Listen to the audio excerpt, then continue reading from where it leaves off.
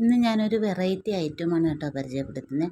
Variety എന്ന് വെച്ചാൽ വേറൊന്നുമല്ല, നമ്മുടെ വീട്ടിലുള്ള സാധനം എന്നാൽ വളരെ ഹെൽത്തിയായ ഐറ്റം.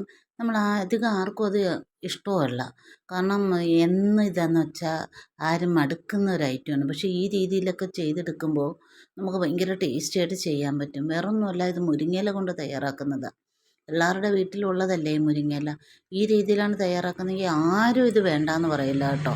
ഇത് എങ്ങനെയാണെന്ന് വെച്ചാൽ അതാ മുരിങ്ങയില ഞാൻ കുറച്ച് തണ്ടൊക്കെ അതിലുണ്ട്. വലിയ വലിയ തണ്ടൊക്കെ കളഞ്ഞിട്ട് കുറച്ച് തണ്ടോട് തന്നെയാണ് ഇങ്ങനെ എടുത്ത് വെച്ചത് വൃത്തിയാക്കി. കഴുകി തോർത്തി എടുത്തിട്ടാണ് ഞാനിങ്ങനെ ഇറുത്തെടുത്തത്. ഇനി അതിനെ നമുക്കൊന്ന് മുറിച്ചെടുക്കാം. ഒന്നുകൂടെ ഒന്ന് മുറിച്ചെടുത്താൽ തീരെ ചെറുതായിട്ട് അരിയണമൊന്നുമില്ല. അതങ്ങനെ ഒന്ന് മുറിച്ച് മാറ്റി വെച്ചിട്ട് നമുക്കൊരു പാത്രം വെച്ച് ചൂടാക്കാം. ചൂടാക്കുമ്പോൾ വെളിച്ചെണ്ണ ഒഴിക്കണം. വെളിച്ചെണ്ണ ഒഴിച്ച് എണ്ണ ചൂടായി കഴിയുമ്പോഴത്തേക്കും നമുക്കതിലേക്ക് കുറച്ച് തേങ്ങ ഞാനിങ്ങനെ പീസാക്കിയാണ് അരിഞ്ഞെടുത്തത്. തിരുമ്മിയല്ല എടുത്തത്. ഇങ്ങനെ പീസാക്കി അരിഞ്ഞെടുക്കുന്നത് എന്താണെന്ന് വെച്ചാൽ അതിനങ്ങോട്ട് നമുക്ക് ചെയ്യുമ്പോൾ ഞാനത് പറയാം എന്തിനാണെന്ന്. ഇങ്ങനെ പീസാക്കി തന്നെ അരിഞ്ഞെടുക്കാൻ ശ്രമിക്കുക. അത് നന്നായിട്ട് മൂത്ത് പോകേണ്ട, ഒരു പകുതി മൂപ്പ് ആയി വരുമ്പോൾ നമുക്കത് എണ്ണയിൽ നിന്ന് കോരി മാറ്റാം.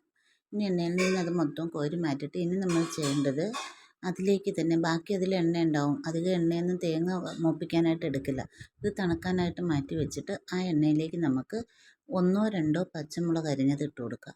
അതിനോടൊപ്പം തന്നെ ഞാൻ ഇതിൽ ചേർത്തത് 2 കുഞ്ഞു സവാളയാണ്. വലുതാണെങ്കിൽ 1 സവാള മതി. 2 ചെറുതായതുകൊണ്ട് ഞാൻ 2 എടുത്തു.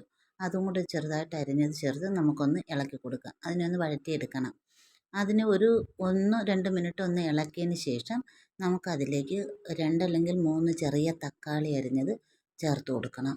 ആ തക്കാളി അരിഞ്ഞതും കൂടെ ചേർത്ത് അതിനോടൊപ്പം അല്പം ഉപ്പെന്ന് വെച്ചാൽ ഇതിന് ആവശ്യമായ ഉപ്പാണ്. ഈ ഘട്ടത്തിൽ തന്നെ നമുക്ക് ചേർക്കാം. ഉപ്പും കൂടെ ചേർത്ത് കൊടുത്ത് അതിനെ നന്നായിട്ടൊന്ന് ഇളക്കുക. ഇളക്കി ഈ ഉള്ളി വേവണം, തക്കാളി വേവണം. ഈ ഉപ്പെല്ലാം അതിൽ പിടിച്ച് ഇതൊന്ന് വെന്ത് സോഫ്റ്റായി വരണം. അതിന് നമുക്കിതിനെ ഒന്ന് അടച്ചു വയ്ക്കാം.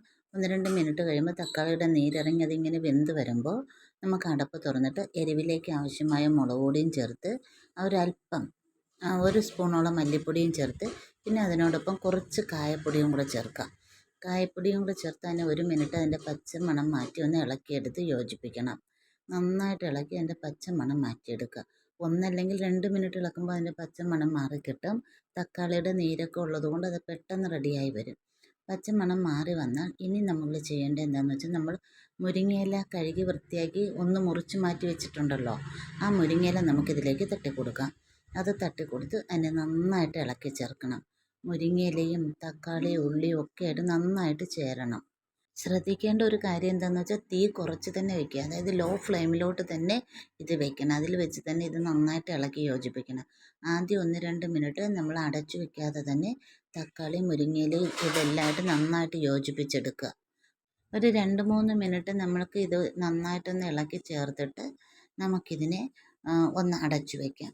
അടച്ചു വെച്ച് ആ മുരിങ്ങയില നമുക്ക് വെന്ത് കിട്ടണം. വേവുന്നത് അതായത് ലോ ഫ്ലെയിം തന്നെ ആയിരിക്കണം. ഇത് കരിഞ്ഞു പോകരുത്. മുരിങ്ങയില കരിഞ്ഞ് അതിൻ്റെ ടേസ്റ്റ് മാറും. അതുകൊണ്ടാണ് മുരിങ്ങയില കരിയാതെ തന്നെ നമ്മൾ നോക്കണം. അതിന് ഈ തക്കാളിയുടെ നീരും കൂടെ കൊണ്ട് ഒന്ന് റെഡിയാവാനാണ് 1 മിനിറ്റ് ഒന്ന് അടച്ചു വെച്ചാലും മതിയാവും. കാരണം ഇങ്ങനെ അല്ലാതെ തന്നെ തോനെ സമയം ഇളക്കുമ്പോൾ ഇത് ഏകദേശം വേവായിട്ടുണ്ട്. 1 മിനിറ്റ് ഒന്ന് അടച്ചു വെച്ച് നമുക്ക് എടുക്കാം. 1 മിനിറ്റ് കഴിയുമ്പോൾ അടപ്പ് തുറന്ന് വീണ്ടും ഇളക്കി എടുക്കുമ്പോൾ നമ്മുടെ മുരിങ്ങയിലയും വെന്തിട്ടുണ്ടാകും. ഇത് നോക്കി നന്നായിട്ട് അത് പാകമായിട്ടുണ്ട്. ഇനി നമുക്ക് ഇതിലേക്ക് ഒന്ന് ഇളക്കി കൊടുത്തിട്ട് നമ്മൾ ആദ്യം വറുത്ത് കോരി വെച്ചിരിക്കുന്ന തേങ്ങയുണ്ടല്ലോ പീസായിട്ട്, ആ തേങ്ങ നമുക്കിതിലേക്ക് തട്ടി കൊടുക്കാം. തേങ്ങയും കൂടി ഇതിലേക്ക് ഇട്ട് കൊടുത്ത് അതൊന്നുകൂടെ ഇളക്കി ചേർത്തിട്ട് നമുക്ക് ഫ്ലെയിം ഓഫാക്കാം. ഫ്ലെയിം ഓഫാക്കിയിട്ട് ഇതൊന്ന് തണുക്കട്ടെ. തണുത്തിട്ട് നമുക്കിതിനി മിക്സിയിലൊന്ന് അരച്ചാണ് എടുക്കേണ്ടത്. ഏറ്റവും പ്രധാനം ശ്രദ്ധിക്കേണ്ടത് മിക്സിയിൽ അരയ്ക്കുമ്പോൾ ഇത് അരഞ്ഞു പോകരുത്. തേങ്ങ ഈ പീസാക്കി ഇട്ടത് എന്താണെന്ന് വെച്ചാൽ നമ്മൾ ഇത് മിക്സിയിലിട്ട് അരയ്ക്കുന്നതിൻ്റെ വിട്ടു ഇത് അരച്ചെടുത്തത് ഒന്ന് കറക്കിയെടുത്താൽ മതി കേട്ടോ. തേങ്ങ ചെറിയ ചെറിയ കഷ്ണങ്ങളായിട്ട് അതിൽ കിടക്കുമ്പോൾ അത് കഴിക്കുമ്പോൾ ഭയങ്കര ടേസ്റ്റാണ്. അതുകൊണ്ടാണ് ഞാൻ തേങ്ങ പീസാക്കി തന്നെ ഇട്ടത്. ഈ രീതിയിൽ നമ്മൾ എടുത്തു കഴിഞ്ഞാൽ ഇത് അടിപൊളി ചമ്മന്തിയോ കറിയോ എന്ത് വേണമായിട്ടും നമുക്ക് കൂട്ടായത്. എന്ത് ടേസ്റ്റിയാണെന്നറിയാമോ. മുരിങ്ങയിലയുടെ ആണെന്ന് പോലും പറയത്തില്ല.